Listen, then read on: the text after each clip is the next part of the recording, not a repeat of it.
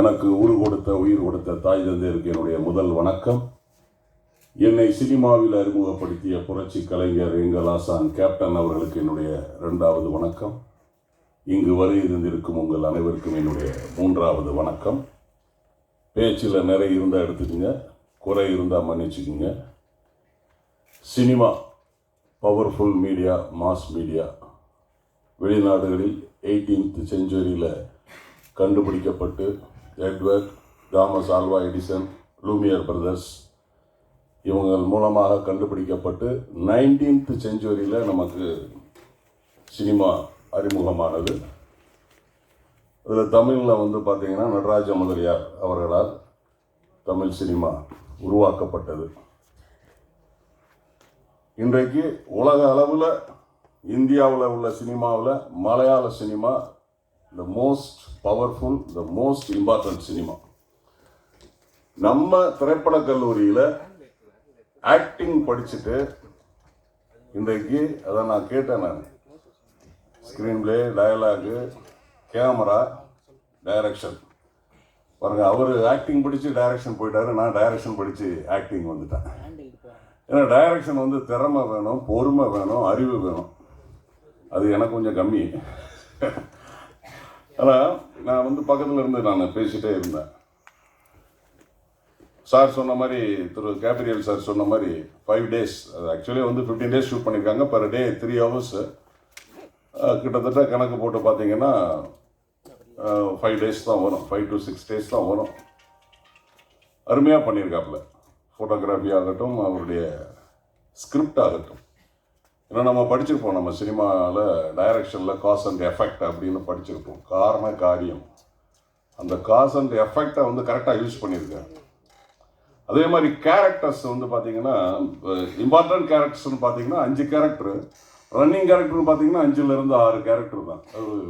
KP sir தான் அதை கரெக்டாக யூஸ் பண்ணியிருப்பாங்க. அந்த ரன்னிங் கேரக்டர் கூட பாலச்சந்தர் சார் யூஸ் பண்ணுவார். அந்த ஸ்கிரிப்டுக்கு கரெக்டாக சப்போர்ட்டாக இருக்கும். அந்த மாதிரி அவர் பண்ணியிருக்காரு ஆல்பர்ட்.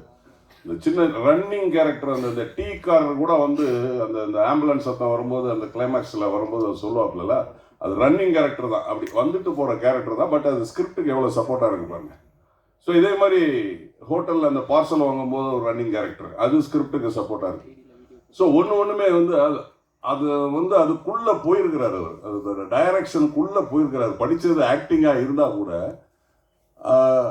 ரொம்ப திறமையாக அதை ஹேண்டில் பண்ணியிருக்காப்புல. ஆல்பர்ட்டுக்கு என்னுடைய வாழ்த்துக்கள். அதே மாதிரி பார்த்தீங்கன்னா கேட்டேன் பக்கத்தில் ஃபாசில் சாரோட அந்த ஃபாலோ அப் நிறையா இருக்குது அப்படின்னு. ஏன்னா நம்ம இந்த பூவிலிக வாசலின்னு ஒரு படம், அதில் பார்த்தீங்கன்னா அந்த பெயிண்டிங் அப்பப்போ அதை போகும். ஸோ அதே மாதிரி இவர் அந்த ஜோக்கர் அப்பப்போ அந்த இதில் போனார். பட் ரொம்ப அருமையாக பண்ணியிருக்காப்புல. நிச்சயமாக இவருக்கு மிகப்பெரிய அவார்டுகள்லாம் கிடைக்கும். வாழ்த்துக்கள் ஆல்பர்ட். ஏன்னா நாங்கள்லாம் கிட்டத்தட்ட 33 வருஷத்துக்கு முன்னாடி படித்தோம். பட் இன்னைய வரைக்கும் நாங்கள் டச்சில் இருக்கிறோம் எல்லாருமே. ஆக்டிங் ஸ்டூடெண்ட்டாக இருக்கட்டும், டைரக்ஷன் ஸ்டூடெண்ட்டாக இருக்கட்டும், எந்த ஒரு சவுண்டு, எந்த ஒரு இதாக இருந்தாலும் நாங்கள் இன்னைய வரைக்கும் டச்சில் இருக்கிறோம். ஏன்னா அவர் இருக்கிறது திருவேண்டரம்.